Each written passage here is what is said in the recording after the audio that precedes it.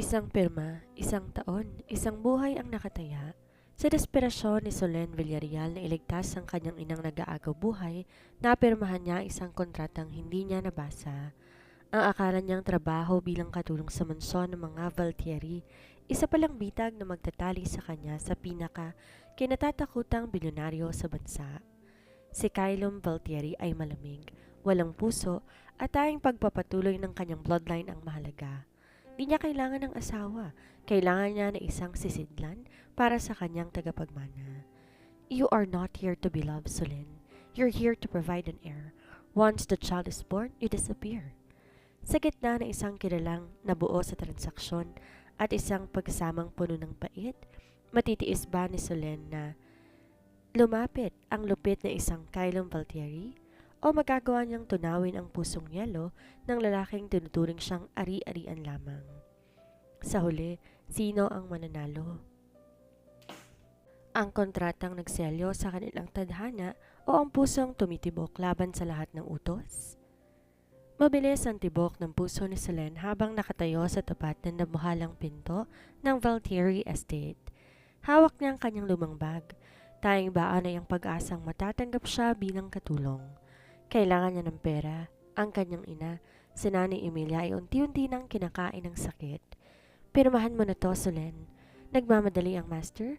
Saad ng abogado ni Kylom na si Attorney Ramos. Eksakto na ilalapat na sana ni Solen ang panulat ng magring ang kanyang cellphone. Si Julian, ang kanyang bunsong kapatid. Ate, si Nanay, sinugod namin sa ICU. Inatake siya ng seizure, hindi siya makahinga. Ang humihikbing boses ng kapatid ang nagpaguho sa mundo ni Solen. Nanginig ang kanyang kamay. Malabong paningin dahil sa huling nagbabadyang pumatak na luha. Hindi niya na binasa ang makapal na dokumento. Ang nasa isip niya na lang advance salary na ipinangako sa kanya. Mabilis niyang nilagdaan ang huling pahina. Tapos na po, pwede ko na po bang makuha ang pera? Tanong niya sa abogado. Bago pa makasagot ang abogado, bumukas ang malaking pinto. Pumasok ang isang lalaking may tindig na tila hari, matangkad, nakasuot ng mamahaling charcoal suit at may mga matang kasing lamig ng yelo. Si Kylom Valtieri. Is she the one? Malamig na tanong ni Kylom. Yes, sir. She just signed the contract. Tugon ni Attorney Ramos. Lumapit si Kylom kay Solen. Ang bango nito ay amoy panganib at kapangyarihan. Hinawakan nito ang baba ni Solen at itiningala ang kanyang mukha. Starting today, you belong to me, Solen. Hindi bilang katulong, kundi bilang asawa ko at ina na magiging anak ko. Naniga si Solen. Ano? Ang sabi po, maid ang kailangan ninyo. Isang mapait na ngiti ang gumuhit sa labi ni Kylom.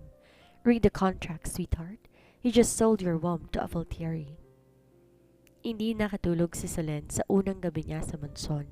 Ang silid na binigay sa kanya ay mas malaki pa sa buong bahay nila sa probinsya, ngunit pakiramdam niya isa itong selda. Kinabukasan, pinatawag siya ni Kylom sa study room. Naratnan niya itong may binabasa mga papeles habang may hawak na baso ng alak kahit umaga pa. Umupo ka. Utos nito nang di tumitingin. Sumunod si Solen, nanginginig ang mga tuhod. Gusto ko na pong mag-back out. Hindi ko po kayang gawin ang gusto ninyo. Binaba ni Kylom ang baso at tinitigan siya ng mariin. The surgery of your mother is scheduled for tomorrow. Ang tuition ng kapatid mo para sa buong kurso ng engineering ay bayad na rin. If you walk out that door, I will withdraw everything. Your mother will die, and your brother will rot in poverty. Is that what you want? Napakagulhol si Solen. Napakalupit ng tadhana. Bakit ako? Marami namang ibang babae na mas maganda at mas bagay sa inyo.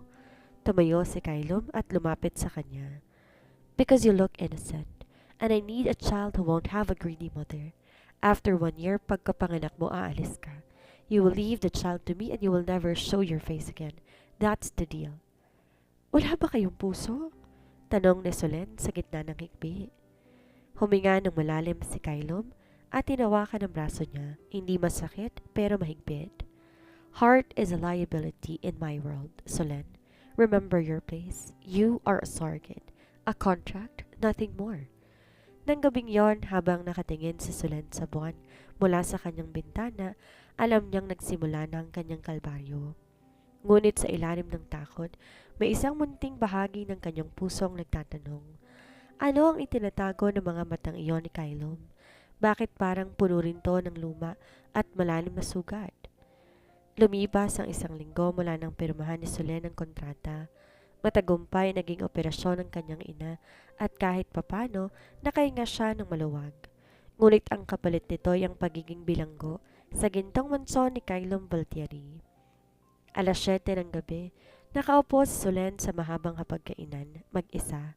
Ang mga kasambahay tahimik na kumikilos sa paligid, tila mga aninong ayaw gumawa ng ingay. Maya-maya pa narinig niya ang mababigat na yabag ng sapatos sa marmol na sahig.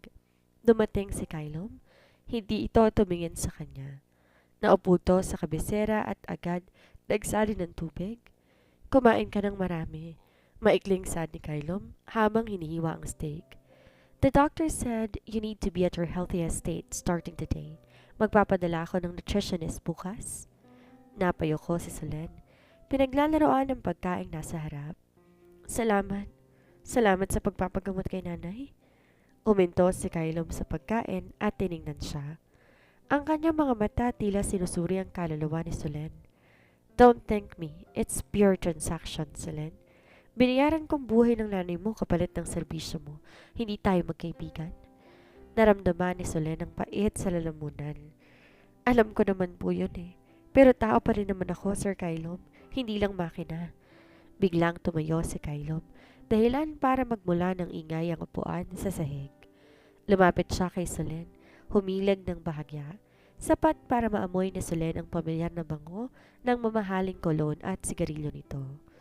In this house, you are my wife in paper, but a carrier in reality. Huwag kang aasa na magkakaroon tayo ng normal na pag-uusap. Bulong nito na nagpataas ng balahibo ni Solen. Bago pa man makasagot ang dalaga, biglang nakaramdam si Solen ng matinding pagkahilo, marahil dahil sa stress at sa hindi pagkain ng maayos simula umaga. Nawalan siya ng balanse, muntik nang mahulog sa upuan, ngunit mabilis na humapit ang malalakas na braso ni Kylom sa kanyang bewang. Sa sandaling yon tila huminto ang mundo. Sa unang pagkakataon nakita ni Solen ang pagbabago sa ekspresyon ni Kylom. Nawala ang lamig. Napalitan na isang emosyong hindi niya mawari. Pag-aalala ba yun? O takot na baka mawalan siya ng sisidlan? Are you okay? Tanong ni Kylom. Ang boses hindi na kasing talas ng kanina. Nahihilo lang po ako. Mahinang sagot ni Solen.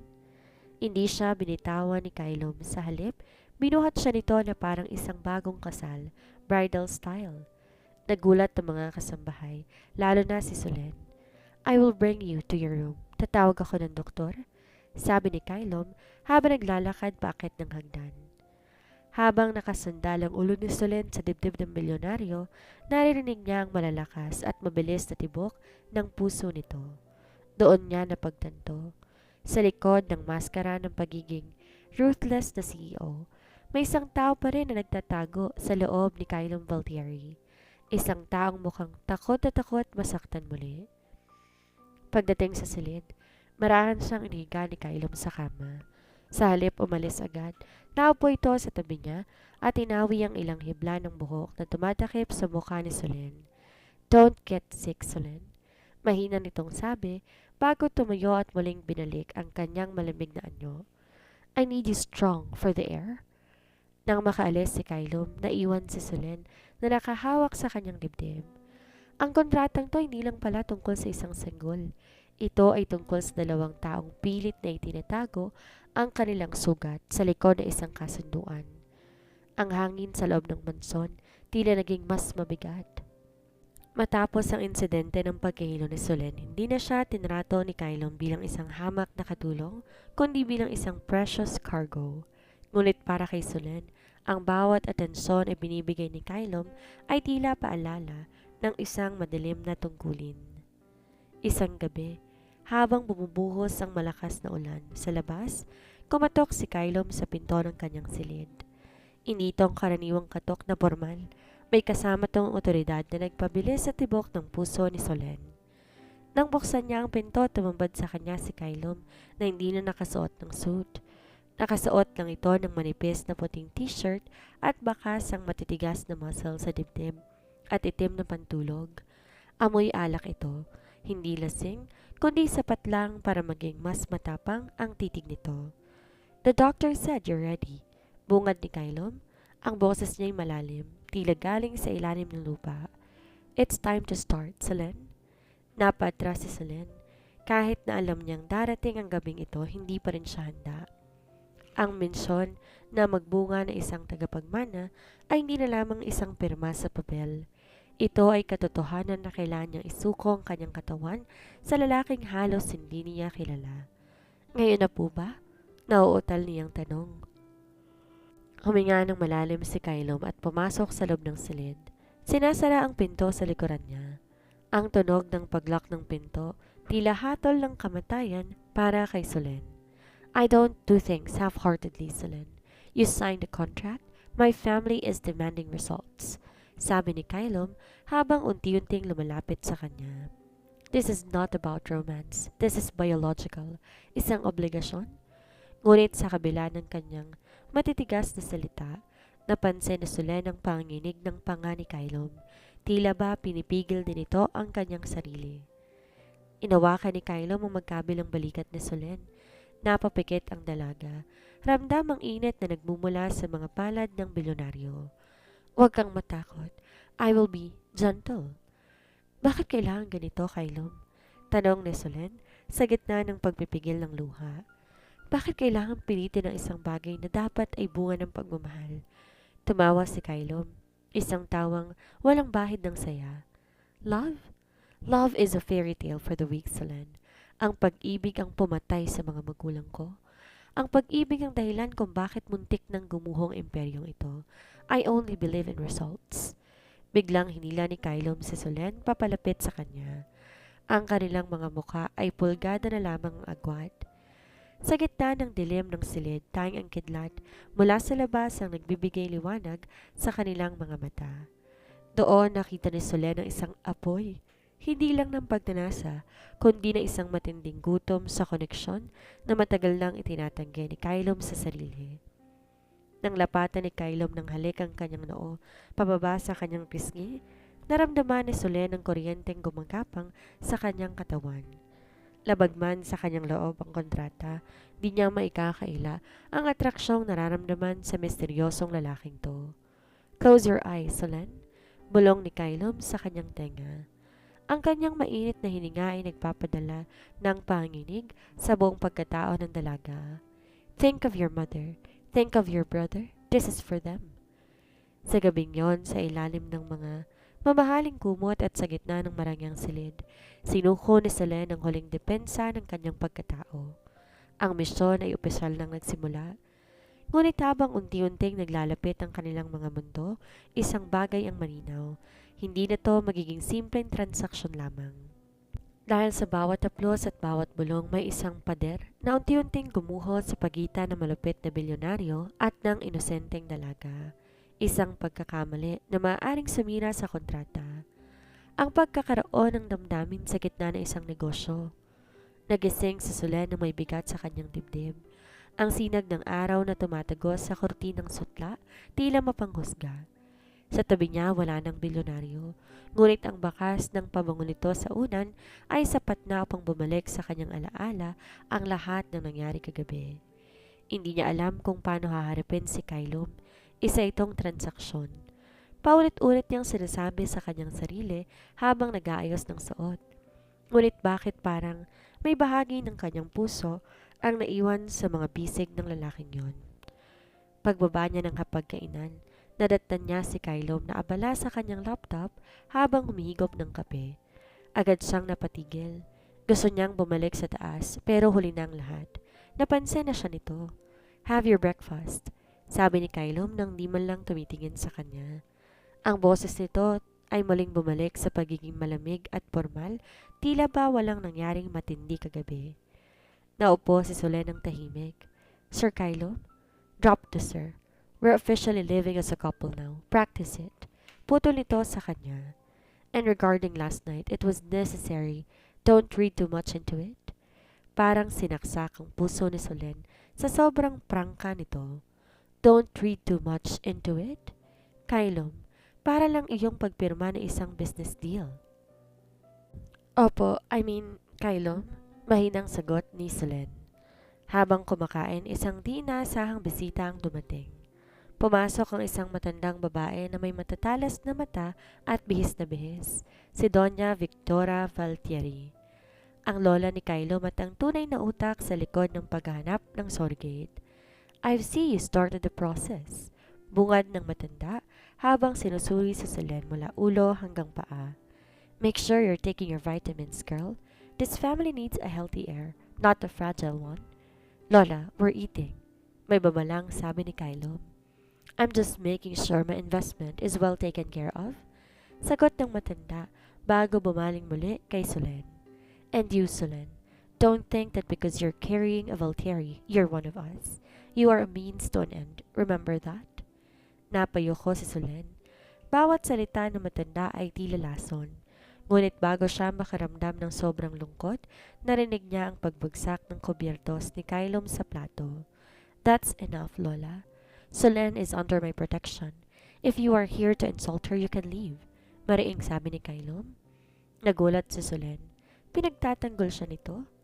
Maging si Doña Victoria hindi nakapagsalita agad. Pagkaraan ay ilang sandali, umalis ang matanda na may hamig ng inis. Nang silang dalawa na lang natira, hinarap ni Solen si Kylom. Bakit mo ginawa yon? Tama naman siya. Isa lamang akong means to an end. Tumayo si Kylom at lumapit sa kanya. Inawakan niya ang baba ni Solen at titingala ito. Ang kanyang mga mata may halong galit at proteksyon. Nobody insult what's mine, Solen. Not even my grandmother. Bulong nito. You are under my name now. For 1 year, you are the most important person in this house. Start acting like it. Umalis si Kylom patungo opisina.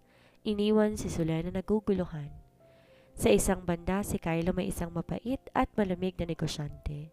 Pero sa kabilang banda, may mga pagkakataong pinapakita nitong isang panig na tila ba handa siyang protektahan sa buong mundo.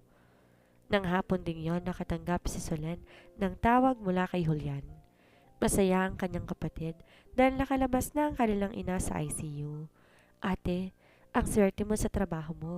Sabi ng doktor lahat ng gamot, paid for na pati ang physical therapy. Ang bait siguro ng amo mo, no? Napaluha si Solen habang nakatingin sa malawak na garden ng mansyon. Oo, Julian, napakabait niya. Pagsasinungaling man yon, alam na sila na ito na ang kanyang buhay. Isang buhay na nakatali sa isang bilyonaryong hindi marunong magmahal pero marunong magprotekta. Habang hinihimas niya ang kanyang tiyan, isang panalangin ang namutawi sa kanyang mga labi na sana ang magiging anak nila ang maging tulay upang tuluyang magbago ang madilim na mundo ni Kylom Valtieri. Ngunit hindi niya alam, may mas malaking bagyong paparating. Isang sekreto mula sa nakaraan ni Kylom ang nakatakdang bumalabog sa kanilang pansamantalang katahimikan. Ang gabi ay balot ng katahimikan, ngunit sa loob ng salit-aklatan ni Kylom, tila may nagbabadyang unos. Pumasok si Solen, bitbit ang isang tray ng mainit na gatas. Pinayuhan siya ng doktor na kailangan niyang maging relax. Ngunit paano siya kakalma kung ang lalaking kasama niya sa bahay ay tila isang bulkan na laging handa na sumabog. Nadatnan niya si Kylom na nakatalikod, nakatingin sa isang lumang painting na isang babaeng may malungkot na ngiti. Hawak nito ang isang luma at kupas na litrato. Kylom, ang gatas mo? Mahinang tawag ni Solen. Hindi kumibo ang bilyonaryo. Nang lumapit si Solen, aksidenteng nasagi ng kanyang siko ang isang florera. Sa pagmamadali niyang saluhin ito, nabitawan niya ang tray. Crash! Ang tunog ng nabasag na baso, tila isang putok ng barel sa loob ng tahimik na silid. Agad na lumingon si Kylom. Ang kanyang mga mata hindi laging galit. Ito ay puno ng puot at pait. Get out! Sigaw ni Kylom. Ang ugat sa kanyang leeg, litaw na litaw. Sorry, hindi ko sinasadya. I said get out. Mabilis na lumapit si Kylom at tinawakan ang braso ni Solen. Ngunit bago pa niya mailabas ang galit, napatingin siya sa sahig. Ang gatas kumalat sa ibabaw ng litratong hawak niya kanina. Ang litrato ng babaeng nasa painting. Ang mukha ni Kylom ay namutla. Do you have any idea what you just did? Yan lang ang tanging alaala ko kay Isabella. Isabella? Bulong ni Solen, ang boses nanginginig na sa takot. The woman I was supposed to marry. The woman who died because of this family's greed? Bulyaw ni Kylom.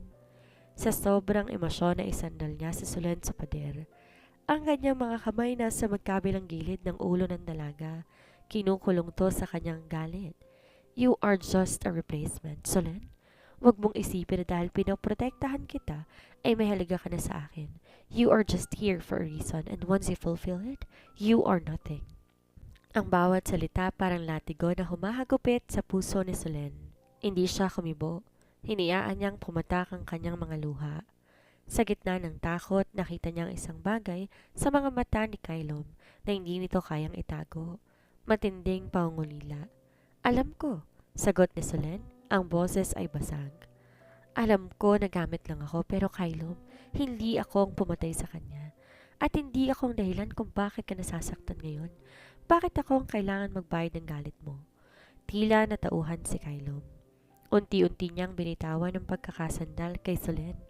Huminga siya ng malalim, pilit na ibinabalik ang kanyang maskara sa pagiging bato. Clean this up and never enter this room again. Malamig niyang utos bago mabilis na lumabas ng silid. Naiwan si Solen na nanginginig sa sahig. Habang pinupulot niya ang mga basag na bubog, napansin niya ang nabasang litrato. Si Isabella ay maganda, sophisticada at mukhang kabilang sa mataas na lipunan. Malayong malayo sa isang tulad niya na probinsyana na napilitan lamang sa kontrata. Ngunit ang hindi alam ni Solen ang tensyon sa loob ng mansyon ay simula pa lamang. Kinabukasan, isang balita ang yumanig sa buong bansa. Isang babaeng nagngangalang Elena Valtieri, ang pinsan ni Kylom at sakim na tagapagmana na gustong kumuha ng korporasyon, ay nagbalik mula sa ibang bansa. Kylom, darling, bungad ni Elena habang naglalakad sa sala. Ang kanyang mga takong ay tumutunog ng mapanganib. Nabalitaan ko ang tungkol sa iyong bride. Sigurado ka na ba sa kanya? O baka naman kailangan natin ipaalala sa kanya kung ano ang nangyayari sa mga babaeng nagtatangkang pumasok sa pamilyang ito nang walang basbas. Nagkatingin na naman sina Kylom at Solen.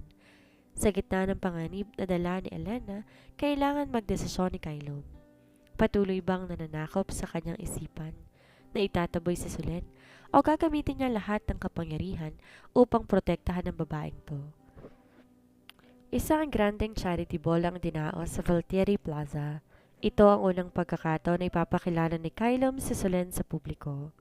Suot ng isang itim na velvet gown na tila bituin sa langit ng mga diamante, mukhang isang tunay na reyna si Solen. Ngunit sa loob-loob niya, nanginginig siya sa kaba. Don't let them see your sweating, bulong ni Kylom habang nakahawak sa kanyang bewang. Ang kanyang hawak ay protektibo, isang bagay na hindi nakaligtas sa mga matatalas na mata ng mga panauhin. Sa gitna ng kasiyahan, lumapit si Elena Valtieri, kasama ng kanyang mga kaibigan mula sa alta sosyedad. May hawak siyang baso ng champagne at isang mapanayang ngisi. Look what we have here! Malakas na saad ni Elena, sapat na para lumingon ng mga tao sa paligid. The mysterious bride. Tell us, Solen, saan bansa ka ba nag-aral? Sa Paris ba? O baka naman sa London? Napanunok si Solen. Hindi po ako nag-aral sa ibang bansa. Oh, how sad! Humalakak si Elena. I heard a rumor. Is it true na bago ka, pinulot ni Kylom, ay namamasukan ka bilang katulong? Isang hamak na maid na nangarap maging prinsesa? Nagkaroon ng bulungan sa paligid. Ang mata ng mga elitista na puno ng panghahamak. Ramdam ni Solen ang pamumula ng kanyang pisngi at ang pangilid ng kanyang luha. Elena, that's enough. Malamig na banta ni Kylom, ngunit hindi nagpaawat ang pinsan niya. Why, Kylom? Masama bang sabihin ng totoo? Look at her. She doesn't even know which fork to use. Nakakahiya ng isang Valtieri ay pumatol sa isang babaeng amoy lupa ang pinanggalingan. Sadyang tinagilid ni Elena ang kanyang baso at ang malakit na champagne ay tumapon sa harapan ng gown ni Solen. Oops, my hand slipped. Panguuyam ni Elena. But then again, sanay ka naman sigurong maglinis, hindi ba? Sige na, Solen, luhod at punasan mong sahig. Ipakita mo sa amin ang galing mo bilang katulong. Tumawa ang mga tao. Napayo ko si Solen. Handa nang tumakbo palabas sa sobrang hiyang nararamdaman. Pero bago pa siya makakilos, naramdaman niya ang isang mainit na jacket na ipinatong sa kanyang balikat. Si Kylo. Kinuha ni Kylo ang baso ng alak mula sa isang waiter at sa isang iglap. Splash! Binuhos niya ito ng diretso sa mukha ni Elena. Napatigil ang musika. Nabitawan ng mga tao ang kanilang mga kubyertos. Ang buong hall binalot na nakabibinging katahimikan. Callum, how dare you? Sigaw ni Elena habang tumutulo ang alak sa kanyang mamahaling makeup. No, Elena, how dare you? Ang boses ni Kylum tila kulog na yumanig sa buong silid. Listen to me, everyone. This woman beside me is Solen Villarreal Valtieri. She is my wife, my equal. At kahit sino sa inyo maging kadugo ko pa ang muling mga insulto sa kanya, sisiguraduhin kong bukas na bukas din. Wala na kayong pangalan pa sa industriyang ito. Lumingon si Kylum kay Elena, ang mga mata nagbabaga sa galit. Solen may have been a maid but she has more dignity in her pinky finger than you have in your entire body. At ang amoy lupang sinasabi mo, yon ang amoy ng pagsisikap. Bagay na hindi mo kailanman matututunan dahil sanay kang magnakaw ng hindi sayo. Inawakan ni Kylum ang kamay ni Solen ng mahigpit sa harap ng lahat. We're leaving. Habang naglalakad sila palabas, walang sino mang nangahas na humarang. Pagdating sa loob ng sasakyan, doon na bumuhos ang iyak ni Solen. Di niya akalain na itataya ni Callum ang kanyang reputasyon para sa kanya. Bakit? Bakit mo ginawa yon? Mapapasama ang tingin nila sa'yo? Hikbi ni Solen. Hinarap siya ni Callum. Sa loob ng madilim na sasakyan, hinawakan niya ang mukha ni Solen. I told you before, Solen. You are mine, and I don't let anyone destroy what belongs to me. Sa gabing yon, isang bagay ang nagbago.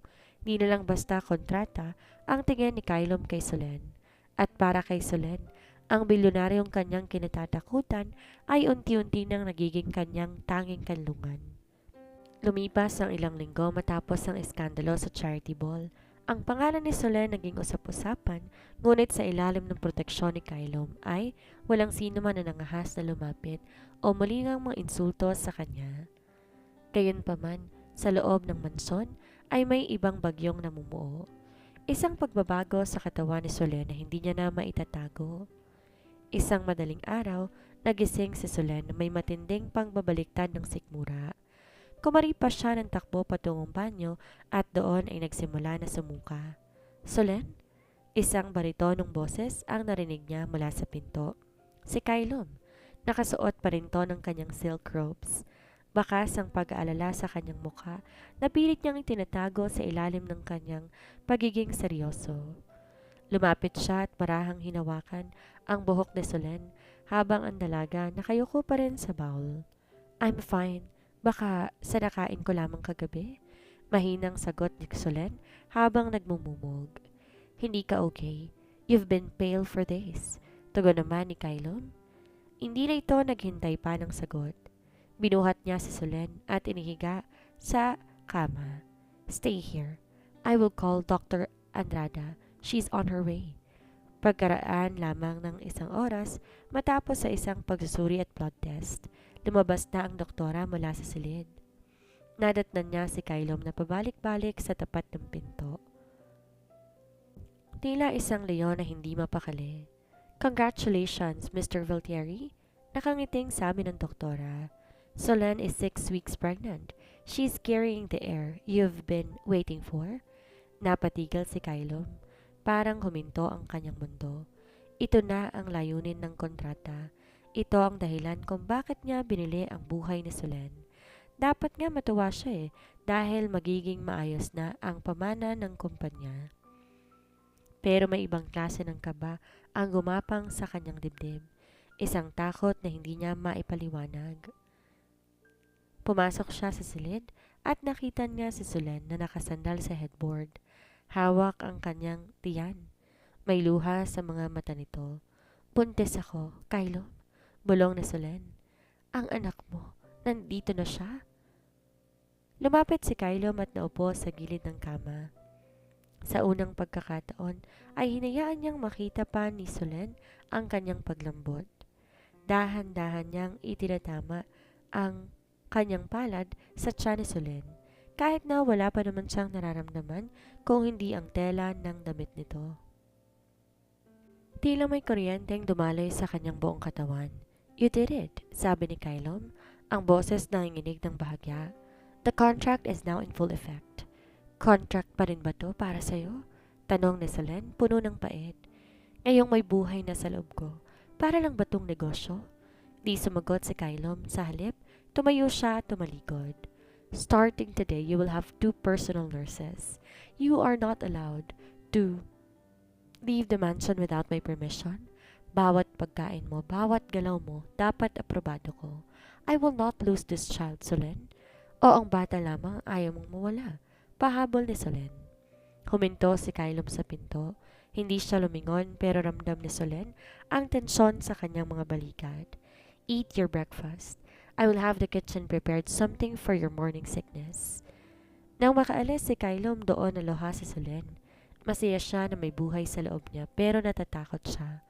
Natatakot siya dahil alam niya ang bawat araw na lumilipas ay isang araw na mas malapit siya sa takdang panahon. Ang araw kung kailan kailangan nilang isuko ang anak niya at iwan ang lalaking unti-unti na niyang minamahal. Ngunit sa labas ng kanilang silid, di lang pag-aalala ang naghihintay. Si Elena at ang kanyang mga kasabwat ay hindi pa tapos. Ngayong alam na nilang buntis si Solen, naging mas malaki ang premyo sa ulo ng dalaga. Ang misyon ni Kylom na protektahan ang kanyang tagapagmana ay magiging isang madugong laban para sa kaligtasan ng babaeng hindi niya maamin na kanyang mahal. 3 buwan na ang pinagbubuntis ni Solen, kasabay ng paglaki ng kanyang tiyan ay ang lalong paghigpit ng mga panuntunan sa loob ng mansyon. Ngunit sa likod ng mga utos ni Kylom, may mga maliliit na kilos ito na hindi nakakaligtas sa pansin ni Solen. Mga kilos na nagpapabilis sa tibok ng kanyang puso. Isang gabi, biglang nagising si Solen na may kakaibang pagnanasa sa pagkain. Gusto niya ng manggang hilaw na isinasawsaw sa bagoong, ngunit 2:00 na ng madaling araw. Ayaw niyang abalahin ng mga kasambahay, kaya dahan-dahan siyang bumaba patungong kusina. Laking gulat niya na makita si Kylom nakatayo sa tapat ng bukas na refrigerator. Nakasuot lamang ng kanyang pajama bottoms at tila may hinahanap. "Kylom, anong ginagawa mo rito?" tanong ni Solen. Bahagyang nagulat si Kylom pero agad ding bumalik ang kanyang poker face. "Uminom lang ako ng tubig. Bakit gising ka pa? You should be resting." "Nagugutom kasi ako eh. Gusto ko sana ng mangga," mahinang sabi ni Solen habang nakatingin sa sahig. "Go back to sleep. Ipapahatid ka na lamang kay Yaya Rosa bukas," sabi nito nang walang emosyon. Malungkot na tumango si Solen at bumalik sa kanyang silid. Ngunit paglipas na 1 oras, nakarinig siya ng marahang katok sa kanyang pinto. Nang buksan niya ito, naratnan niya si Kylom. Magulo ang buhok nito. May mga galos ang kanyang daliri at bakas ang pagod sa kanyang mukha. Sa kanyang kamay, isang mangkok ng hiniwang manggang hilaw at isang bote ng espesyal na bagoong. "Wala kaming mangga sa kusina, kaya lumabas ako. I had to wake up the fruit vendor 3 blocks away." Bungad ni Kylom. Iniwas niya ang kanyang tingin, tila nahihiya sa kanyang ginawa. "Kainin mo na to para makatulog ka na. The baby needs nutrients." Napangiti sa Solen. "Lumabas ka talaga para lang dito? Pwede namang bukas na lang." "I don't want the baby, you, to be uncomfortable," nauutal na sabi ni Kylom bago mabilis na tumalikod. Kinabukasan, isang bisita ang dumating sa mansyon, ang arkitekto ng bagong wing ng Valtieri Estate na si Gabriel.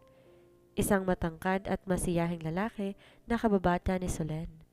"Solen, ang laki na ng tiyan mo," masayang bati ni Gabriel habang hinahawakan ng balikat ni Solen. "Kamusta ka na rito?" "Mabuti naman, Gabriel, nakakapanibago lang," nakangiting sagot ni Solen. Di nila napansin na sa itaas ng hagdan nakatayo si Kylom habang madilim ang tingin sa kanilang dalawa. Ang kanyang mga kamao ay nakakuyom. "Who is he?" Ang malamig na boses ni Kylom ang bumasag sa kanilang pag-uusap. Kylom, si Gabriel po, kababata ko sa probinsya. Pakilala ni Solen. Bumaba si Kylom at diretsong tumayo sa pagitan ni na Solen at Gabriel. Tila isang pader na humaharang sa kanila. Mr. Orquiza, I believe you're here for the floor plans, not for a reunion. My wife needs to rest. You can talk to my secretary regarding the project. Sige po, Sir Kylom. Pasensya na po. Paumanhin ni Gabriel bago mabilis na lumabas. Nang silang dalawa na lang ang natira, hinarap na Solen si Kylom. Bakit mo ginawa yun? Ang bastos mo naman sa kanya. Hinarap siya ni Kylom. Ang kanyang mga mata tila nagbabaga. I don't like the way he looks at you. At wag mong hahayaan na hawakan ka ng ibang lalaki, Solen. Understood? Nagsiselos ka ba? Pangaasar ni Solen, bagaman kinakabahan. I am protecting my investment. Matigas na saan ni Kylom. Ngunit bago siya umalis, naramdaman ni Solen ang kanyang kamay na humaplos ng mabilis sa kanyang pisngi. Go to your room. I had the air conditioning adjusted to your preferred temperature. Sa mga sandaling yon, alam ni Solen, hindi lang investment ang tingin sa kanya ni Kylom. May mga pasimpleng pag-aalaga ito at ang pagbili ng kanyang paboritong prutas sa madaling araw, ang pagbabantay sa kanya mula sa malayo at ang hindi may paliwanag na pagsiselos. Ngunit habang lalong nagiging malapit ang kanilang mga puso, isang tawag ang natanggap ni Kylom mula sa kanyang abogado. Ang kanyang lola, si Doña Victoria, ay may ginagawang hakbang upang bawiin ang kanyang kontrol sa kumpanya, kung di agad may papakita ang katibayan ng kasal. Ang katedral na pupuno ng mga puting bulaklak, mula sa pambihirang white orchids hanggang sa mga lily of the valley. Bawat upuan okupado ng pinaka-makapangyarihang tao sa bansa. Ito ang araw na hinihintay ng lahat, ang opisyal na pagpapakasal ni Kylom Valtieri sa kanyang misteryosong asawa. Sa loob ng bridal car, nahanginig ang mga kamay ni Solen. Suot niya ang isang custom-made Vera Wang gown na may mga detalye ng perlas na tila bumabalot sa kanyang lumalaking tiyan. Ngunit sa likod ng ganda, alam niya na ang kasal na ito ay isang armas ni Kylom laban sa kanyang lola. Nang bumukas ang dambuhalang pinto ng simbahan, tumambad sa kanya si Kylom. Nakasuot ito ng puting tuxedo at tila isang Diyos na naghihintay sa altar. Habang naglalakad si Solen sa aisle, di maalis ni Kylom ang kanyang paningin sa dalaga. Sa sandaling yon, nalimutan niya ang kumpanya, ang kontrata at ang kanyang lola. Ang nakikita lang niya ay ang babaeng nagpabago sa kanyang malamig na mundo. Nang mag-abot ang kanilang mga kamay sa harap ng pari, bumulong si Kylom. You look beautiful, Solen. Trust me, I won't let anything happen today. Nagsimula ang seremonya. Bawat salita ng pari ay tila selyo sa kanilang kapalaran. Ngunit nang dumating ang bahaging, if anyone can show just cause what they may be not lawfully joined together, let them cause speak now or forever hold their peace. Isang malakas na kalabog ang narinig sa pinto. Itigil ang kasal. Isang pamilyar na boses ang bumasag sa katahimikan. Pumasok si Elena Valtieri, ngunit hindi siya nag-iisa. May kasama siyang 2 pulis at isang lalaki na nakasuot ng scrubs, ang doktor ni Nanay Emilia. Elena, what's the meaning of this? Sigaw ni Doña Victoria na nakaupo na sa harap. Lola, this marriage is a fraud? Sigaw ni Elena habang itinataas ang isang folder. Ang babaeng yan ay hindi pinakasalan ni Kylom dahil sa pag-ibig. Binili siya ni Kylom. Narito ang ebidensya ng transaksyon para sa operasyon ng nanay niya kapalit ng kanyang pagbubuntis. This is human trafficking in the guise of marriage. Nagkaroon ng matinding kaguluhan. Ang mga paparazzi ay nagsimulang mag-flash ng kani-kanilang mga kamera. Namutla si Solen at halos matumba, ngunit agad din naman siya na sinalo ni Elena, ni Kylom. At hindi lang yan, bulong pa ni Elena, lalong lumapit sa altar. Ang anak na dinadala niya, paano kayo nakakasiguro na kay Kylom na yan? She was seen with an architect just weeks ago. Baka naman ginagatasan lang tayo ng babaeng to.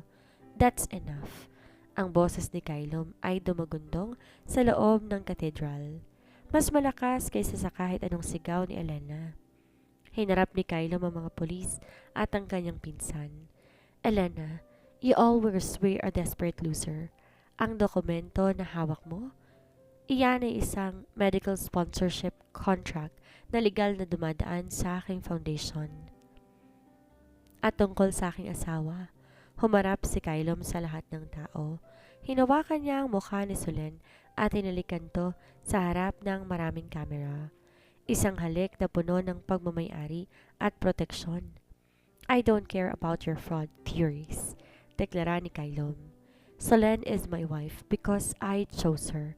And regarding the child, I don't need a DNA test to know what's mine. I know my wife better than anyone here.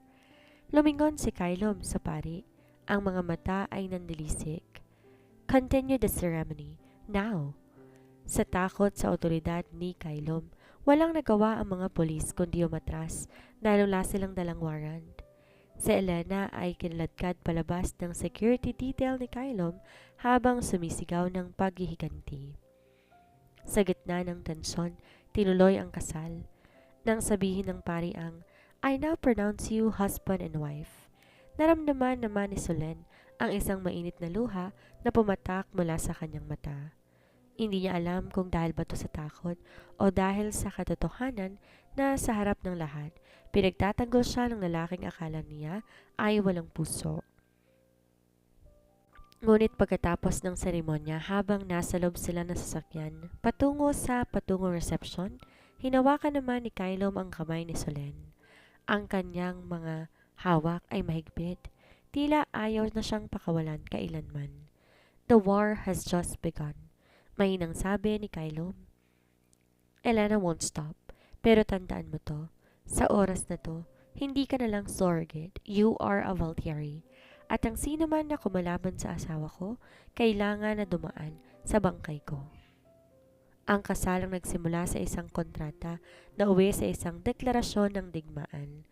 At sa gitna ng lahat ng ito, si Solen ay hindi na lang isang biktima ng tadhana. Siya ang sentro ng mundo ni Kylom Valtieri. Sa gitna ng malawak at asul na karagatan ng Palawan, matatagpuan ang isang pribadong isla na pag-aari ng mga Valtieri. Dito dinala ni Kylom si Solen pagkatapos ng magulong kasalan. Walang paparazzi, walang Elena, at walang Doña Victoria.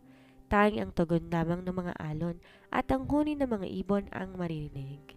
Dito tayo mananatili hanggat hindi kumakalma ang sitwasyon sa Maynila, saad ni Kylom habang nilalapag ang kanilang mga gamit sa isang marangyang beachfront villa. Nakatingin lang si Solen sa dagat. Suot niya ang isang maluwag na sundress na humahalayhay sa ihip ng hangin. Kylom, totoo ba ang sinabi mo sa simbahan? O para lang yon sa harap ng mga tao? Huminto si Kylom, lumapit sa kanya mula sa likod. Hindi siya yumakap ngunit ramdam ni Solen ang init ng katawan nito. Hindi ako nagsasabi ng mga bagay na hindi ko kayang panindigan, Solen. My name is the most important thing I own. I wouldn't give it just to anyone. Pero ang kontrata, forget the contract for a moment. Madiing sabi ni Kylom, sabay harap kay Solen. Inawakan niya magkabilang balikat ng dalaga. Sa islang to, walang bilyonaryo at walang surrogate. Tayo lang dalawa. Nang hapon na yon, naglakad-lakad sila sa dalampasigan. Sa unang pagkakataon, nakita ni Solen ang isang ibang Kylom. Nakakayakap ito, nakatupi ang manggas ng polo at bakas ang kapayapaan sa kanyang mukha. Tinulungan pa nga nito si Solen na mamulot ng mga kabibe.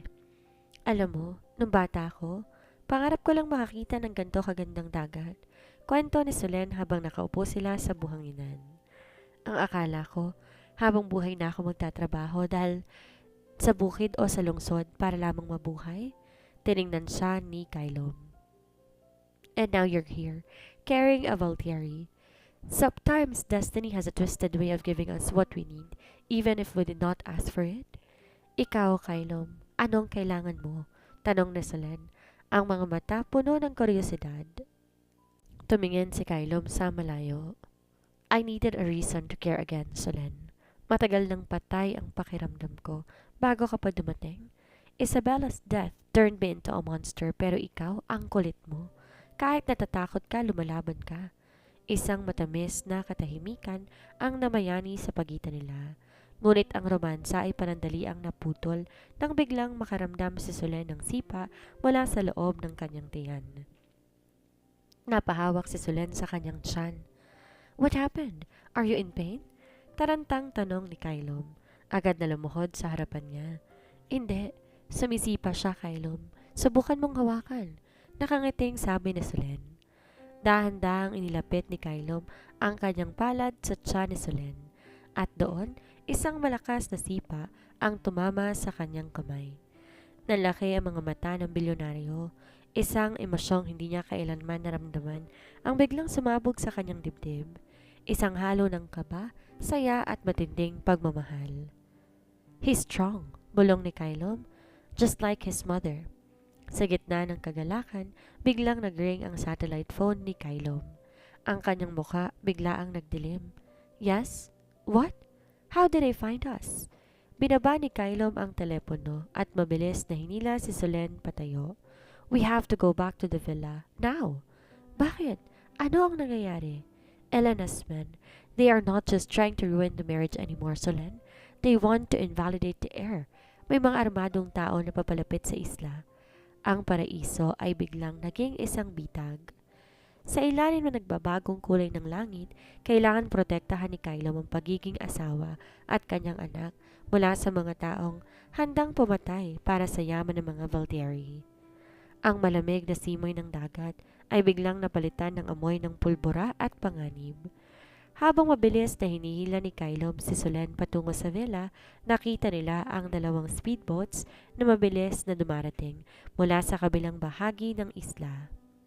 Isang sekretong mekanismo na nagbuka sa isang makapal na pintong bakal sa ilalim ng sahig. Isang secret bunker. "Pumasok ka rito.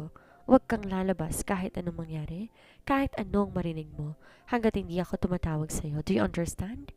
Mariing sabi ni Kylom habang hinahawakan ng magkabilang pisngi ng asawa. "Paano ka? Kylom, wag mo kong iiwan." Umiiyak na pagsusumamo ni Solen. "I have to buy time for the security team to arrive. Hindi nila po pwedeng malaman na nandito ka." Inalika ni Kylom si Solen sa noo, isang alik na tila pamamaalam. "I love the child, Solen, and I won't let them take his mother." Bago pa man makasagot si Solen, sinara na ni Kylom ang pinto ng bunker. Sa loob, binalot siya ng kadiliman at ang tanging naririnig ay ang kanyang mabilis na paghinga at ang muffled na tunog ng mga putok sa labas. Sa labas, sinarap ni Kylom ang 5 armadong lalaki na pumasok sa villa. Hawak niya ang isang tactical pistol na nakatago sa ilalim ng lamesa. Hindi siya ang tipikal na CEO na nagtatago sa likod ng mga bodyguard. Si Kylom ay dumaan sa matinding military training sa ibang bansa bago hinawakan ng kumpanya. "Where is the girl, Valtieri?" Sigaw ng isa sa mga lalaki. "Si Marco, ang kilalang right-hand man ni Elena. Ibigay mo na siya sa amin. Tatapusin namin to ng mabilis." "You will have to go through me first." Malamig na sagot ni Kylom bago mabilis na gumulong sa likod ng marmol na counter at nagpaputok. Isang madugong palitan ng putok ang nangyari. Nababasag ang mga mamahaling vase, nabubutas sa mga dingding, at ang sahig na punte unti-unting nadidiligan ng dugo. Nasugatan si Kylom sa braso, ngunit hindi niya ito ininda. Bawat bala na kanyang ibinibitaw ay may kasamang galit para sa mga taong gustong saktan ang kanyang asawa. Sa loob ng bunker, nanginginig si Solen. Bigla niyang naramdaman ang isang matinding pananakit sa kanyang tiyan. "Baby, please, not now. Wag ngayon." Bulong niya habang pinipigilan ang mapasigaw sa sakit. Maya-maya pa tumahimik ang paligid. Ang nakabibinging katahimikan ay mas nakakatakot kaysa sa mga putok ng baril. Narinig ni Solen ang mabibigat na yabag sa ibabaw ng bunker. May nagtatangkang buksan ng pinto mula sa labas. "Solen, are you there?" Naniga si Solen. Ang boses ay tila kay Kylom. Pero may kakaiba rito. Nag-aalinlangan siya. Ngunit nang marinig niya ang isang malakas na pag-ubo at ang tunog ng pagbagsak na isang katawan, ay hindi na siya makapaghintay. Binuksan niya ang mekanismo mula sa loob. Tumambad sa kanya si Kylom, duguan, pagod at nakasandal sa pader. Patay na ang lahat ng mga tauhan ni Elena sa paligid. Kylom! Sinalo ni Solen ang asawa bago to tuluyan na bumagsak sa sahig. They are gone. Hirap na sabi ni Kylom, pilit nang umingiti. You're safe. My heir is safe. Wala akong pakialam sa heir, Kylom. Ikaw ang kailangan ko. Hagulhol ni Solen habang pinipigilan ng pagdaloy ng dugo sa braso ng asawa. Sa sandaling yon, sa gitna ng wasak na villa at amoy ng kamatayan, doon napatunayan ni Solen ang katotohanan. Ang lalaking ito'y handang mamatay para sa kanya, hindi dahil sa isang kontrata, kundi dahil sa isang pag-ibig na mas matibay pa sa anumang bakal. Ngunit ang hindi nila alam, sa Maynila, may mas malaking pasabog na inihahanda si Doña Victoria at Elena. Isang sekreto tungkol sa tunay na pagkatao ni Solen na magpapabago sa laro habang buhay. Matapos ang madugong gabi sa isla, agad na dinala si Kylom sa isang pribadong ospital sa Maynila. Bagaman ligtas na siya sa panganib, ang sugat sa kanyang braso ay naging paalala ng kanyang sakripisyo. Habang nagpapagaling, isang hindi inaasahang bisita ang dumating. Hindi si Elena, kundi ang pinakamatandang karibal ng mga Valtieri sa negosyo, si Don Feliciano Montesillo. Pumasok ang matanda sa silid ni Kylom ng may otoridad. Nakasunod sa kanya si Doña Victoria na tila hindi maipinta ang muka. Anong ginagawa ng isang Montesillo dito? Malamig na tanong ni Kylom habang pilit na bumabangon sa kama. Wala ako rito para sa negosyo, Kylom. Panimula ni Don Feliciano. Nilapag niya ang isang lumang locket sa mesa. Isang locket na pamilyar kay Solen. Nandito ako para sa apo ko. Saktong pumasok si Solen sa silid, bitbit ang prutas para kay Kylom. Na makita niyang matanda at ang locket na bitawan niyang basket.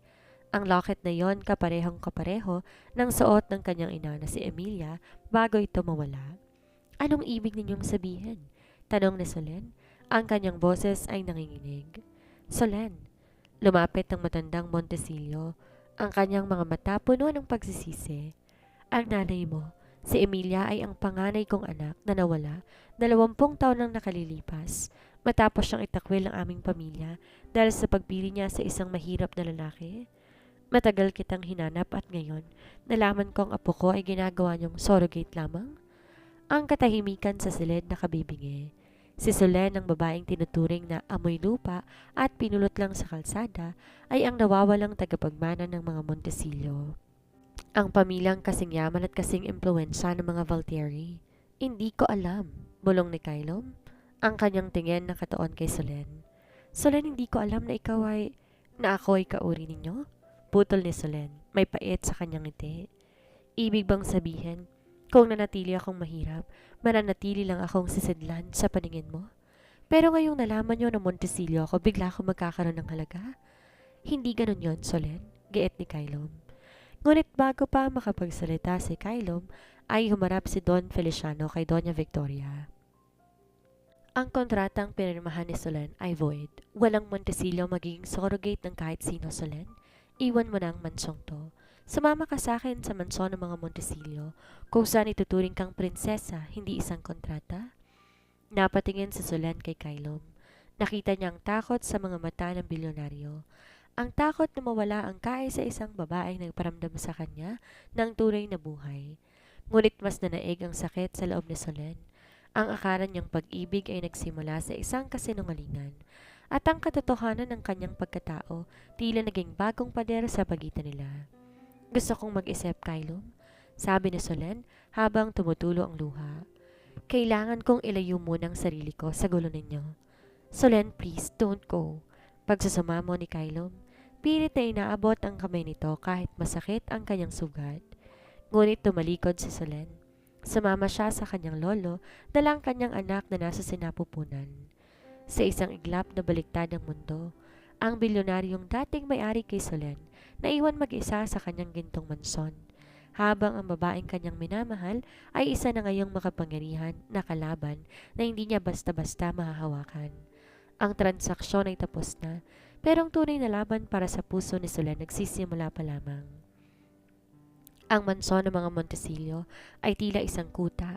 Walang sinumang Valtieri ang pahihintulutang makalapit sa loob na 1 kilometrong radius mula sa gate nito. Si Solen na ngayon kinilala na bilang Solen Montesillo Villarreal ay nakaupo sa kanyang silid habang pinagmamasdan ang mga tanod na nagbabantay sa kanyang kaligtasan. Sa kabilang panig, ang mundo ni Kylium ay gumuho. Ang dating hari ng industriya hindi makapasok sa teritoryo ng kanyang asawa. Kylium, kailangan mong pirmahan ang annulment paper na ipinadala ni Don Feliciano, wika ni Doña Victoria sa opisina ng Valtieri Corp. Ito na ang pagkakataon natin na tapusin ang gulo. Di natin kailangan ng gulo sa mga Montesillo. Hahayaan nating makuha nilang babae, basta wag lang silang manghimasok sa stock market natin. Annulment? Isang mabait na tawa ang kumawala kay Kylo. Lola, hindi mo ba naiintindihan? Hindi na to tungkol sa stocks o sa yaman. Mahal ko sa Solen at anak ko ang dinadala niya. Mahal? Pang-uuyam ng matanda. Ang pag-ibig walang puwang sa negosyo, Kylo. At ngayon ang mga Montesillo sinimula na ang hostile takeover sa ating mga satellite companies. Totoo ang balita. Sinimula ni Don Feliciano isang madugong labanan sa ekonomiya. Bawat kumpanyang hawak ng mga Valtieri ay isa-isang binibili o ibinabagsak ng mga Montesillo. Ito ang kakaibang laban, hindi ng baril o ng bala, kundi numero, kapangyarihan at impluensya. Isang gabi, sa gitna ng matinding ulan, isang itim na sasakyan ang tuminto sa tapat ng gate ng mga Montesillo. Buwaba si Kylo, basang-basa at walang dala kundi ang kanyang determinasyon. Buksan niyo ang pinto. Gusto kong kausapin si Solen. Sigaw ni Kylo sa intercom. Umalis ka na, Mr. Valtieri. Utos si Don Feliciano na huwag kang papasukin. Sagot ng gwardya. Ngunit hindi natinag si Kylo. Lumuhod siya sa gitna ng kalsada sa harap ng gate. Ang bilyonaryong kailanman hindi yumuko sa kahit kanino ay naroroon. Nilalabanan ng ginawat ang pride para sa babaeng kanyang sinaktan. Mula sa kanyang bintana nakita ni Solen ang lahat. Ang kanyang puso ay natudurog. Lolo, tama na po. Hayaan niyo na siyang pumasok. Pagsusumamo ni Solen kay Don Feliciano na nakatayo sa kanyang likuran. Solen, ang pamilyang yan na nagturing sa iyo na parang gamit. Gusto mo ba talagang bumalik sa kanila? Tanong ng matanda. Hindi ako babalik bilang surrogate, Lolo. Babalik ako dahil mahal ko siya. At dahil ang anak namin ang siyang tatapos sa digmaang ito, matapang na sagot na Solen. Sa labas, muling nagkaroon ng gulo. Dumating ang mga sasakyan ni Elena Valtieri. Sa huling pagtatangka nito na agawin ng korporasyon, nagdala siya ng mga tauhan para kidnapin si Solen mula sa mga Montesillo. Umaasang magagamit ito bilang leverage laban kay Kylo at Don Feliciano. Walang makukuha sa inyong dalawa, sigaw ni Elena habang nagkakagulo ang mga bodyguard sa gate. Sa gitna ng tensyon, lumabas si Kylo mula sa pagkakayuko. Kahit sugatan at basa, hinarap niya ang mga tauhan ni Elena. Huwag niyo siyang sasaktan. Isang putok ng baril ang umalingaw. Pero bago pa man may tamaan, bumukas ang gate. Ang mga bodyguard ng mga Montesillo at ang mga security detail ni Kylo ay biglang nagsanib puwersa. Isang hindi inaasahang alyansa. Humarap si Don Feliciano kay Kylo. Kung talagang mahal mong apo ko, patunayan mo. Iligtas mo siya sa sarili mong kamag-anak. Ang gabi ng paghihiganti, naging gabi ng pagliligtas. Sa gitna ng labanan ng dalawang pamilya, isang mas malakas na puwersa ang umusbong. Ang puwersa ng dalawang tao na handang talikuran ng kanilang mga apelido para sa isa't isa. Ang paligid ng mansyon ng mga Montesillo naging mistulang war zone. Sa labas ng gate, sumiklab ang kaguluhan ng tangkaing pasukin ng mga tauhan ni Elena ang property. Ngunit sa gitna ng ingay ng mga sirena at sigawan, tanging ang mga mata ni Kylo at Solen ang nag-uusap. Kylo! Isang matinis na tili ang narinig mula kay Elena na ngayon may hawak ng baril. Tinutok to sa direksyon ni Solen na nakatayo sa balkonahe. Kung hindi mapupunta sa akin ng Valtieri Corp, walang makikinabang nito. Sisiguraduhin kong magluluksa ka habang buhay. Bago pa man maikabit ni Elena ang kanyang daliri sa gatilyo, mabilis kumilos si Kylo. Sa kabila ng kanyang panghina at sugat, tumalon siya sa mataas na gate at hinarap ang kanyang pinsan. Bitawan mong baril, Elena, sigaw ni Kylo. Ang kanyang boses punong-puno ng otoridad na yumanig sa lahat. Tapos na ang laro.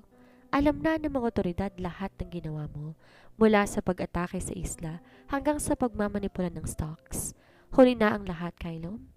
Tumawa si Elena nang may bahid ng pagkabaliw. Papatayin ko ang dahilan kung bakit ka naging mahina. Sa isang iglap, kinalabit ni Elena ang gatilyo. Hindi! Sigaw ni Solen. Ngunit hindi si Solen ang natamaan. Sa isang mabilis na paggalaw, sinalo ni Kylom ang bala para sa kanyang asawa. Tumama ito sa kanyang balikat, dahilan para mapalahod siya sa semento. Kasabay ang pagdating ng mga pulis na agad dinakma si Elena at ang kanyang mga tauhan. Kylom! Kumaripas ng takbo sa Solen pababa ng hagdan. Hindi inintindi ang kanyang malaking tiyan o ang banta ng panganib. Lumabas siya ng gate, sinalo ang dugo ang katawan ni Kylom. Bakit mo ginawa yun? Bakit kailangan mong laging magpakabayani? Huminga ng malalim si Kylom, pilit na ngumingiti habang hinahawakan ang mukha ni Solen. Sabi ko sa'yo lang ako yuyuko. At kung kailangan mamatay ako para mabuhay ka at ang anak natin, gagawin ko ng paulit-ulit. Sa mga sandaling iyon, lumabas si Don Feliciano at Doña Victoria. Ang dalawang matandang pinuno ng mga imperyo ay natulala sa kanyang nakikita. Ang bilyonaryong si Kylom Valtieri ay nakandusay sa bisig na isang Montesillo. Dugo ang nagtatapat ng pag-ibig. Victoria, basag ni Don Feliciano sa katahimikan. Tingnan mo sila. Ang ating mga apelido'y walang silbi, kundi ang mga anak natin ang nagbabayad ng presyo ng ating kasakiman. Napayo ko si Doña Victoria. Sa unang pagkakataon, nakita niya ang pagkakamali sa kanyang mga plano. Ang surrogate na itinuring niyang basura ay ang tayong babaeng nakapagbigay ng puso sa kanyang apo. Kylom, huwag kang pipikit. Makinig ka sa akin. Hagulgol ni Solen habang dinidikit ang kanyang noo sa noo ni Kylom. Wala nang kontrata. Wala na ang pera. Wala nang pamilya. Tayo lang. Tayo lang dalawa. Ipaglalaban kita kahit kanino basta wag mo kong iiwan. Mahal kita, Solen. Bulong ni Kylom. Hindi dahil sa bata, kundi dahil ikaw ang buhay ko. Sa gitna ng dugo ang kalsada, sa harap ng dalawang pamilyang nag-aaway, naganap ang isang tunay na sumpaan. Isang sumpaan na hindi nakasulat sa mamahaling papel, kundi nakaukit sa sakripisyo. Agad dinala si Kylom sa ospital sa ilalim ng escort ng parehong pamilya Valtieri at Montesillo. Ang digmaan tila huminto. Hindi dahil may natalo, kundi dahil may isang mas malakas na kapangyarihan ang namagitan. Isang pag-ibig na handang sumuong sa apoy para lamang sa kaligtasan ng minamahal. 9 na buwan. 9 na buwan ng pagtitiis, panganib at sakripisyo. Ngayon, ang bawat sulok ng Valtieri Medical Center ay nababalot ng tensyon. Sa labas ng delivery room, pabalik-balik sa paglalakad si Kylom. Bagaman bahagyang may benda pa ang kanyang balikat mula sa huling engkwentro, tila wala siyang nararamdamang sakit. Ang tanging naririnig niya ay ang kanyang mabilis na tibok ng puso. Sa loob, naririnig ang mga ungol ng hirap ni Solen. Kasama niya sa loob ang kanyang ina, si Nanay Emilia, na ngayon malakas na at puno ng pasasalamat. Kaya mo yan, Solen. Isang iri pa, anak. Pagpapalakas ng loob ni Nanay Emilia. Sa labas, hindi na nakatiis si Kylom. Kahit bawal ang lalaki sa loob ng sterile zone, ginamit niyang kanyang otoridad. Pumasok siya ng silid, nakasuot ng scrubs, at agad hinawakan ng kamay ni Solen. I'm here, Solen. I'm here. Hindi kita iiwan. Bulong ni Kylom habang pinapahira ng pawis sa noo ng asawa. Kylom, masakit. Sigaw ni Solen habang mahigpit na nakahawak sa kamay ng bilyonaryo. Ang kanyang kuko bumaon sa balat ni Kylom. Pero hindi kumibo ang lalaki. Mas gusto niyang maramdaman ang sakit na Solen kaysa hayaan tong mag-isa. Isang huling matinding ire at isang malakas na iyak ang pumuno sa buong silid. It's a boy! Masayang anunsyo ng doktora. Nilapag ang isang malusog na sanggol sa dibdib ni Solen. Naiyak si Kylom. Ang kanyang heir, ang batang dahilan ng lahat ay narito na. Ngunit bago pa sila makapagdiwang, biglang dumaing muli si Solen. Wait, there's another one, gulat na sabi ng doktora. The ultrasound missed it because the first baby was blocking the view. Push, Solen, push! Nalaki ang mata ni Kylom at Solen. Kambal? Hindi nila ito inaasahan. Sa gitna ng pagod, humugot ng huling lakas si Solen. Isang malakas na ire at muli, umalingaw-ngawang isa pang tinig, mas mataas, mas malambing. It's a girl. You have twins, Mr. and Mrs. Valtieri? Binalot na matinding emosyon ang silid. Si Kylom, ang ruthless billionaire na dating walang pakialam sa mundo, ay humahagulhol sa iyak habang pinagmamasdan ng dalawang anghel na nasa bisig ng kanyang asawa. Isang lalaki at isang babae, isang simbolo ng kanilang pinagsamang lakas at pag-ibig. Nang ilipat si Solen sa kanyang private suite, doon nagtipon ang lahat. Naroon si Don Feliciano Montesillo at Doña Victoria Valtieri. Ang dalawang dating magkaaway ay magkatabing nakasilip sa dalawang crib. "He looks like a Valtieri," sabi ni Doña Victoria habang nakatingin sa batang lalaki na pinangalan ng Kylom Jr. "And she has the eyes of the Montesillo?" Dugtong ni Don Feliciano habang hinahawakan ang maliit na daliri ng batang babae na si Isabella Solen. Tumingin si Kylom kay Solen na ngayon ay mapayapang nakahiga at nakangiti sa kanya. "They're perfect, Solen. Salamat. Salamat sa pagbibigay sa akin na higit pa sa hiningi ko." "Sabi ko sa iyo, Kylom," mahinang sabi ni Solen.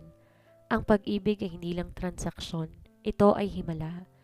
Sa gabing yon, ang mansyon na dati malamig at tahimik na puno ng ingay ng mga sanggol. Ang kontratang nagselo sa kanilang tadhana ay wala na, napalitan na isang tunay na pamilya.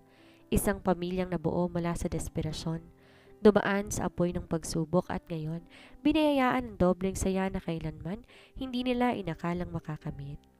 Ngunit bago pa matapos ang lahat, may isang huling sorpresa si Kylom para kay Solen. Isang bagay na magpapatunay na ang kanyang surrogate bride ay magiging kanyang reyna habang buhay. Isang buwan, matapos ang binyag ng kambal, naganda si Kylom na isang sorpresa na hindi malilimutan ni Solen. Hindi ito sa simbahan, kundi sa deck ng isang marangyang yate sa gitna ng dagat, kung saan ang tanging saksi ay ang kabilugan ng buwan at ang mga bituin. Ang buong yate ay pinalamutian ng puting rosas at libo-libong fairy lights. Nakasuot si Solen na isang simpleng puting silk dress na bumabaka sa kanyang magandang kubog, habang si Kylom naman nakasuot ng linen shirt na bahagyang nakabukas ang 3 butones sa itaas. "Kylom, ano to?" Nakangiting tanong ni Solen habang inaalalayan siya ng asawa. Hinawakan ni Kylom ang kanyang magkabilang kamay. Ang kanyang mga mata na dati kasing lamig ng yelo ay nagniningning ngayon sa sobrang pagmamahal. "Solen, ang unang kasal natin ay selyado ng papel at kontrata. Ang kasal na ito selyado ng puso ko," simula ni Kylom. Nilabas niya ang 2 bagong singsing, mga diamanteng kasing linaw ng kanilang katapatan. Kinuha ni Kylom ang kanyang kanang kamay at nagsimulang bigkasin ang kanyang vow. "Solen, noong una kitang makita akala ko, isa ka lang solusyon sa problema ko. I treated you like a transaction, a vessel for my heir, but you did not just carry my children. You carried me out of the darkness. You taught me that a heart that's been broken can still beat for someone else. I promise to be the man you deserve, not just the billionaire who provides, but the husband who protects, the father who stays, and the lover who will worship you until my last breath. You are no longer my surrogate. You are my soul." Tumulong luha ni Solen. Hinawakan ng pisngi ni Kylom at nagsimulang sumagot. "Kylom, pumasok ako sa buhay mo dahil sa desperasyon, pero mananatili ako dahil sa pag-ibig. Akala ko halimaw ka, pero natuklasan kong isa ka palang lalaki naghihintay lang na may magligtas. Salamat dahil sa kabila ng lahat ng gulo, pinili mo kong panindigan. I vow to be your peace when the world is loud, your strength when you feel weak, and your home for the rest of our lives. Hinding-hindi ka na muling mag-iisa." Matapos ang kanilang mga sumpaan, sinuot nila ang mga singsing at pinagtibay ito ng isang matamis at mahabang halik. Isang halik na walang takot, tanging puro pangako. Nang lumalim ang gabi, dinala ni Kylom si Solen sa kanilang master suite sa loob ng yate. Ang hangin malamig, ngunit ang atmosfera sa loob ng silid nagsisimula ng uminit. Ang bango ng scented candles at ang marahang tunog ng mga alon tila nag-aanyaya. Dahan-dahan hinalikan ni Kylom ang leeg ni Solen. Ang kanyang mga kamay gumagapang sa bewang ng asawa. "I've wanted this for so long, Solen. To hold you without any contract hanging over our heads? Then don't stop, Kylo, bulong ni Solen, habang sinasabit ang kanyang mga braso sa leeg ng asawa. Sa gabing yon, sa gitna ng karagatan, muling sinuko ni na Kylo at Solen ang kanilang mga sarili sa isa't isa, hindi na dahil sa obligasyon, kundi dahil sa matinding pagnanasa at pag-ibig na matagal nilang kinimkim. Ang bawat haplos may dalang mensahe ng pasasalamat at ang bawat bulong punong-puno ng pangako. Ang dating The Billionaire Surrogate Bride ay ganap nang naging reyna ng kanyang buhay at ang init ng kanilang pagsasama, alam nila, wala nang bagyong darating na hindi nila kayang lagpasan na magkasama. 5 taon ang lumipas. Ang sikat ng araw marahang tumatama sa walawak na hardin ng Valtieri Montesillo Estate. Wala nang mataas na bakod na naghihiwalay sa dalawang pamilya. Sa halip, isang malawak na palaruan ang itinayo sa gitna ng mansyon kung saan maririnig ang tawanan ng dalawang bata. Kuya CJ, sa akin yung bola. Sigaw na maliit na batang babae na si Isabella. Suot ang kanyang pink dress at mabilis na tumatakbo. Habulin mo muna ako, Bella. Sagot naman ni Kylo Jr. o CJ na kuwang-kuwang tindig at bilis ng kanyang ama. Mula sa balkonahe, nakatanaw sina Kylo at Solen habang magkahawak ang kamay. Si Solen mukhang mas bata at mas masaya. Ang mga matay walang bahid ng takot. Si Kylo naman, bagaman mas seryoso pa rin ang mukha, madalas nang umingiti tuwing nakikita ang kanyang pamilya. Sinong mag-aakalang dito tayo hahantong?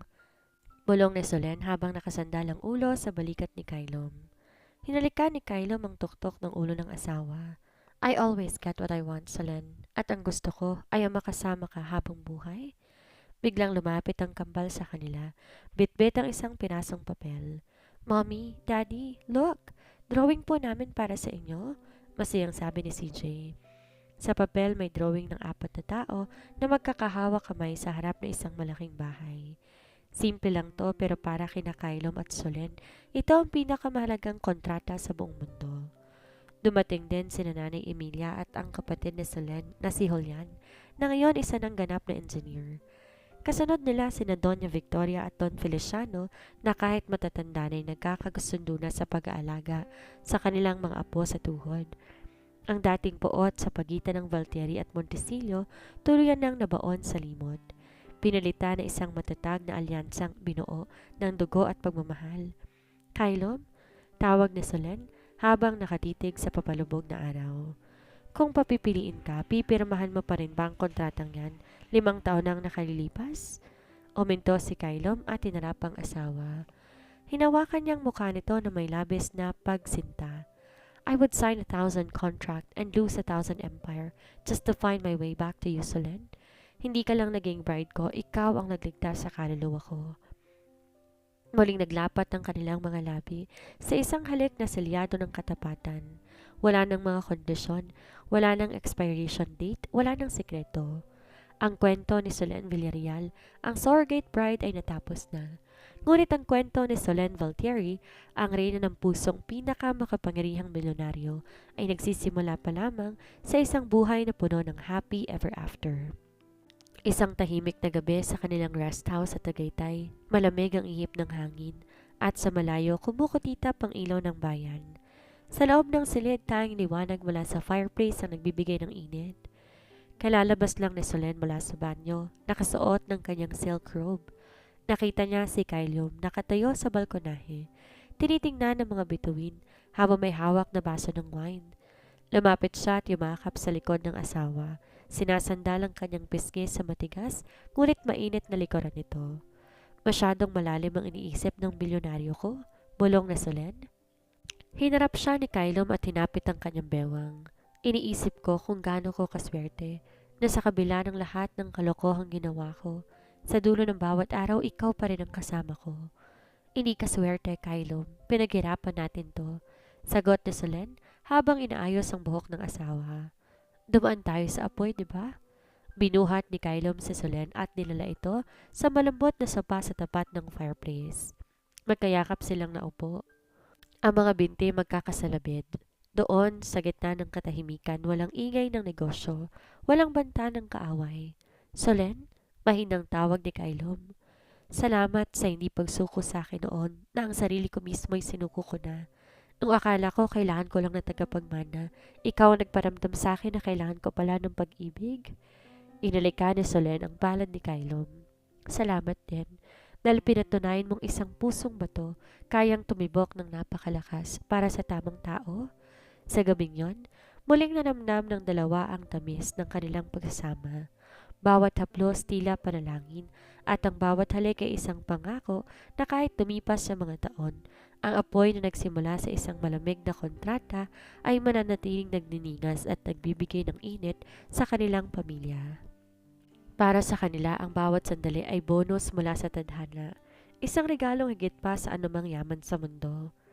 Pangwakas na aral, ang selyo ng tunay na kayamanan. Ang kwento ni Solen at Kylom ay hindi lamang nagtatapos sa happy ever after, kundi nagiiwan ng isang malalim na marka sa ating mga puso. Ang tunay na kontrata hindi nakasulat sa papel, kundi nakaukit sa sakripisyo. Sa mundong puno ng mga transaksyon, tinuro ng nobelang ito ang pinakamahalagang bagay sa buhay, ang pag-ibig, tiwala at pamilya, ay hindi kailanman mabibili ng salapi. Ang ating mga sugat mula sa nakaraan, hindi dapat maging dahilan upang maging bato ang ating mga puso, kundi maging daan upang mas pahalagahan natin ang mga taong handang manatili sa ating tabi sa gitna ng unos. Tulad ni Solen, huwag tayong matakot na magsakripisyo para sa mga mahal natin. Dahil sa dulo ng bawat pagsusumikap, may nakalaang gantimpala higit pa sa ating inaasahan. At tulad ni Kylom, matuto tayong magpakumbaba. Tanggapin ang pinakamalakas sa kapangyarihan sa mundo ay hindi ang kontrol o yaman, kundi ang kakayahang magmahal ng tapat at walang kondisyon. Dahil sa huli, ang buhay ay hindi tungkol sa kung gaano karami ang nakuha natin, kundi tungkol sa kung sinong kasama nating naglalakbay hanggang sa dulo.